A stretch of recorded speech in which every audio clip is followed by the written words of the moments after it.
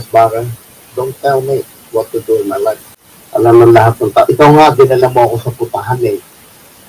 Alam mo, baby Dilagan, dadali mo sa putahan para iniwan ng babae. Say, I want you. I'm not like that. I can get a woman everywhere in the world.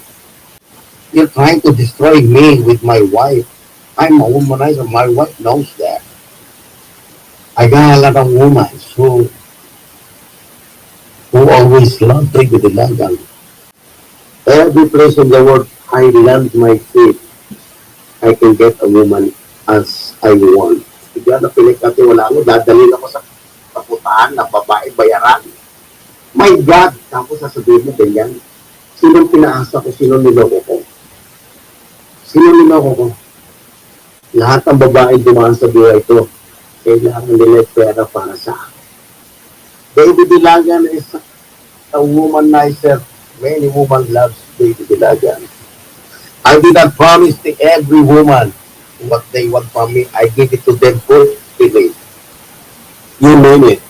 Car, money, jewelry, diamonds. Wala akong pinaasa. Ang dami kong pagtatakip sa iyo. Wag na. Tapos na, I'm done. You get paid with it. Tama na, Bagger. Hello, kamag-anak. Kumusta? Sino ba sumawag sa'yo? Kasi hindi eh. Nasaktan ako masyado eh na isa kong pinagkatiwalaan tapos papagalitan yung mga kasama ko. Walang kanyang kapag-kapag. Hindi maganda eh. Kaya ngayon, I have publicly to announce what happened. Kasi twice, hindi ko na pagbibigan eh. Kasi ako yung very, forgiveness sa kong tao. Pero yung ihihiya mo ako. Paano yan ako sa tirahan? How much I pay you, Res Bucket? Come on. Pinagkalis mo ako. How much I pay you? Attorney Layus, I already know that I have to disengage with you.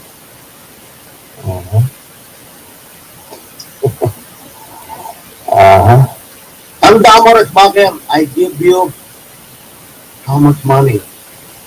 The first amount of money I gave you. Kaya presuhan mo pa ako sa USD. Kahit pa sininang lovely mo yan, nagpadala ng pera sa binayaran ko yan. I send 150,000 for your ninang lovely to get paid, covered, whatever we sent to you. Okay? Kung ipapaya mo sarili mo at papaya mo ako, babaero. Babaero is my weakness, babae. I can sleep in every woman in one day. I can sleep 10 women a day if I want to. Mag-Res Bucket, you are the one who put yourself into this situation. I did not ask you. Even though the case of other people, you will ask me money for it. You don't have any budget with it. What do I care about other business people? No, it's not. You are the one who started Res Bucket because you disrespect me. There is nothing I can do responsible with you. I mark my word this day. You're done. You're done, Res Bucket, whatever you said. Ako mo, tumutulong ka, pero you got paid with it. Huwag gano'n, Res Bucket. Huwag mo sanang kinalabas si David Dilagan. Even though the CID told me, Sir David, nasan yung tao mo na taga-NBI? Pinapunta namin doon sa second subject, pero wala. Pumunta doon ang isang pulis. Wala ka doon eh. Tapos sabi mo, nandoon ka. Sabi ko nga kay Res Bucket, every step you move by your feet, you got paid with it. I am David Dilagan. I have a capacity, capability to do what I want. Kung sa may labas ko pa yung mga resibo, pinadala sa'yo ng ninang, binayaran ko yan, 150,000. Binigyan kita, may resibo ko. Binigay ko sa iyo, as amount of money, my driver knows how much money I give to you.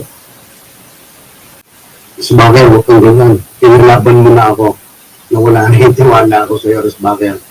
I cannot give back my trust with you. Wala na. The door is, close the door. You close the door. I already test you 1, 2, 3. You know, the tatlong puntos and done.